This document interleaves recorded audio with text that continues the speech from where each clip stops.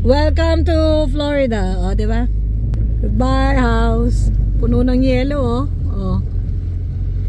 Ito yung sasabi ko, kung si Santa Claus nagpaulan siya ng yelo nung Christmas, matutuwa pa sana ako. Kaso, di naman siya nagpaulan ng yelo nung Christmas Day.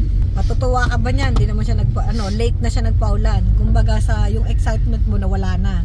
Siyempre, yung mga lokal na taga Florida, tuwan-tuwa sila. Kasi this one daw, sabi nila yung mga taga rito, it happens like 70 years ago.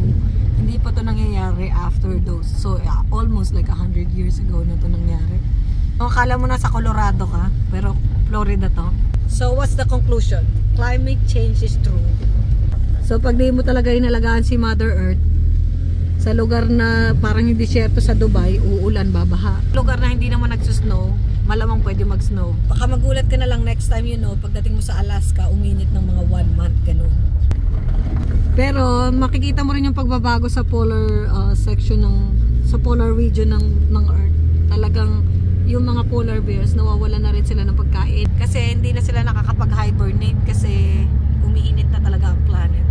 Kaya I always save the whales tsaka save the planet. Hanggat maaari kung kaya natin magbawas ng basura at yung paggamit ng plastic, bawasan natin. Kasi unang-una nagdadagdag lang tayo ng basura sa mundo. No? Yung iba kasi walang pakialam dun eh. Pero kung iisipin mo, yung next generation, kahit na rin sa generation mo, isipin mo na lang din yun. No? Yung mga ganong bagay. Kasi yung iba sa atin, walang pakialam. Hindi, magkalat na lang magkalat, okay lang yun. Pero once na experience mo yung disaster, baka dun mo palang maisip na huwag ka na magkalat.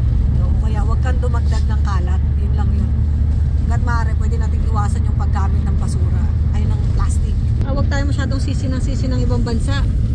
Sisi tayo ng sisi doon sa China. Pero tayo din, gamit din tayo ng gamit ng mga produkto sa kanila. So, yung mga ganong style sa politika na sinisisi natin yung ibang bansa. Sus, magtingin muna tayo sa sarili natin.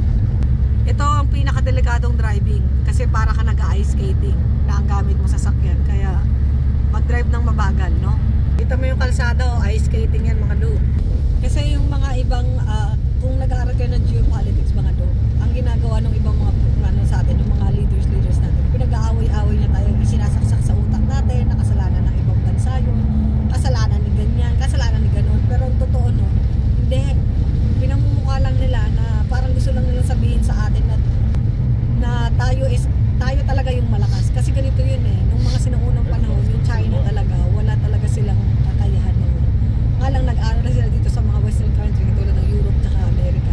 Natuto sila. Yung pinag-aralan nila, dinala nila sa bansa nila. So nung natuto na sila, ang ginawa nila, in-apply nila sa bansa nila. Ngayon, yumabong yung pinag-aralan nila.